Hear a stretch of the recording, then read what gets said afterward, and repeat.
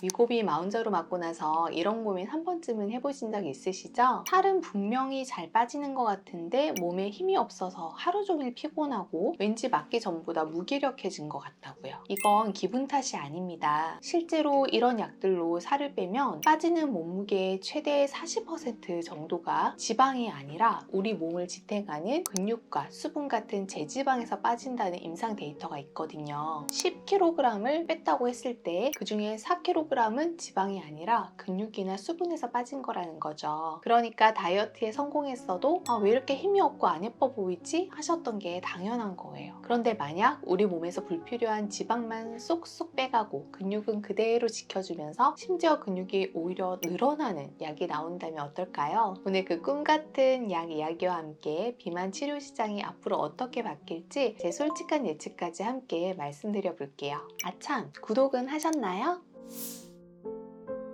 혹시 최근에 인스타나 X에서 이런 기사 보셨나요? 약을 먹기만 하면 운동을 안 해도 근육이 생긴다? 다들 에이 설마 하셨을 거예요. 그런데 이게 실제로 지금 일어나고 있는 일이에요. 최근 스웨덴에서 임상에 들어간 ATR258 같은 약들이 바로 그 주인공인데요. 우리가 운동을 하면 몸 안에서 어떤 일이 일어나냐면 근육이 수축하고 에너지를 쓰면서 AMPK라는 효소가 활성화돼요. 이 효소가 켜지면 우리 몸은 지방을 태우기 시작하고 근육에는 성장 신호를 보내거든요. ATR258은 이 경로를 약으로 흉내내는 거예요. 실제로 몸을 움직이지 않아도 세포 입장에서는 지금 운동하고 있다고 인식하게 만드는 거죠. 이 약은 기존 약들처럼 식욕을 억제해서 덜 먹게 하는 방식이 아닙니다. 우리 몸의 대사 시스템 자체를 건드려서 나는 가만히 앉아 있는데 내 몸은 지금 열심히 러닝머신을 뛰고 있다고 착각하게 만드는 거예요. 안 먹어서 빼는 게 아니고 근육을 활성화시켜서 에너지 효율을 극도로 높이는 방식인 건데요. 지방은 계속 태우고 근육은 늘리는 운동 모방약의 시대가 오고 있습니다.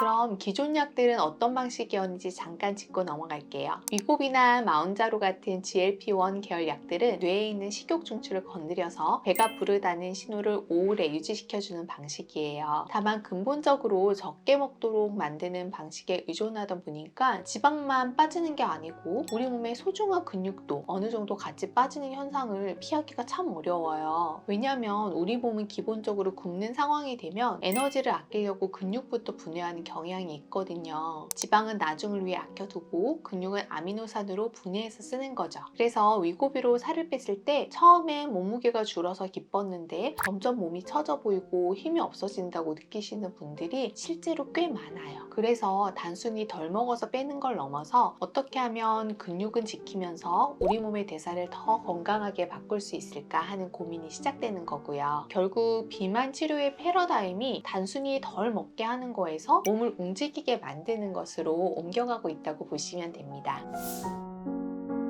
요즘 화제가 되는 새로운 성분들은 우리가 알고 있는 위고비나 마운저로와는 접근 방식부터 좀 다릅니다. 첫 번째, 레타트루타이드라는 성분이에요. 기존 GLP-1 계열이 한 가지 수용체만 건드렸다면 레타트루타이드는 GLP-1, GIP, 글루카곤 이렇게 세 가지 수용체를 동시에 자극하는 3중 작용제입니다. 글루카곤 수용체가 활성화되면 간에서 지방 분해가 촉진되고 기초 대사량이 올라가거든요. 한마디로 덜 먹고 더 쓰게 만들어서 근육이 빠질 틈을 줄여주는 거예요. 임상 이상에서는 48주 만에 체중의 최대 24%가 감량되었다는 결과가 나왔는데 이 수치는 현재 나와 있는 비만약 중에서도 최고 수준이라고 합니다. 두 번째, 비마그루맙이라는 성분이에요. 이 성분의 접근 방식 자체가 완전히 달라요. 식욕을 억제하는 게 아니고 우리 몸에서 근육 성장을 방해하는 물질 마이오스타틴과 액티빈을 차단하는 항체약이에요. 우리 몸에는 근육이 너무 커지지 않도록 제어하는 브레이크 같은 물질이 있어요. 비마그루맙은 그 브레이크를 풀어주는 역할을 하는 거죠. 그래서 위고비 같은 GLP-1 약과 병행해서 썼을 때 살은 빠지는데 근육량은 오히려 유지되거나 늘어났다는 임상 결과가 있어요. 실제로 비마그루맙과 세마글루타이드를 함께 쓴 실험에서는 감량된 체중의 무려 92%가 지방에서 빠진 것으로 나타났어요. 세마글루타이드 단독으로 썼을 때의 72%와 비교하면 확실히 차이가 나죠.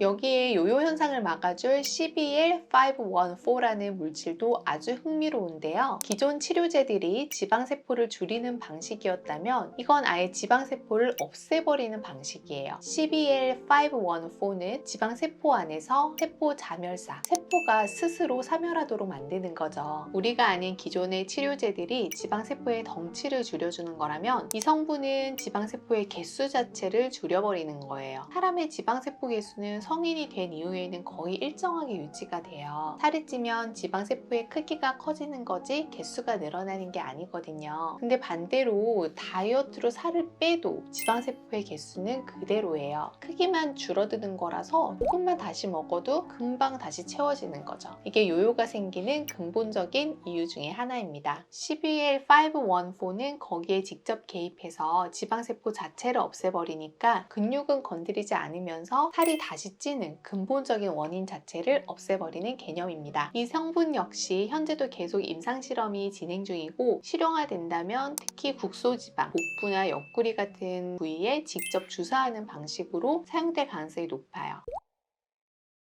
오늘 제가 말씀드린 성분들 레타트루타이드, 비마그루맙, CBL514 이 세 가지는 아직 다 임상 실험 단계에 있어요. 그래서 많은 분들이 이게 정말 출시될까 궁금해 하시는데요. 정확한 출시 시점을 지금 단정 짓기는 어렵지만 현재 임상이 굉장히 활발하게 진행 중인 만큼 머지않은 미래에 우리가 이런 기술들을 실제로 만나게 될 가능성은 매우 높다고 봅니다. 특히 레타트루타이드는 이미 대규모 안전성 검증 단계까지 진입했고 비마그루맙은 일라이 릴리라는 글로벌 제약사가 직접 인수하면서 본격적인 상용화 준비에 들어간 상태라서 빠르면 2-3년 안에 실제로 만나볼 수 있을지도 몰라요. 제가 느끼기에도 이제 비만 치료는 단순히 얼마나 많이 빼느냐를 넘어서 얼마나 내 근육을 잘 지키면서 건강하게 유지하느냐가 진짜 핵심이 된 것 같습니다. 오늘 말씀드린 새로운 치료 성분에 대한 이야기들 저도 꾸준히 지켜보면서 업데이트되는 소식 있으면 놓치지 않고 정리해 드릴 테니까요. 궁금한 점은 댓글로 남겨주시고요. 오늘 영상이 도움이 되셨다면 좋아요와 구독도 부탁드립니다. 지금까지 다나은 이원장이었습니다. 감사합니다.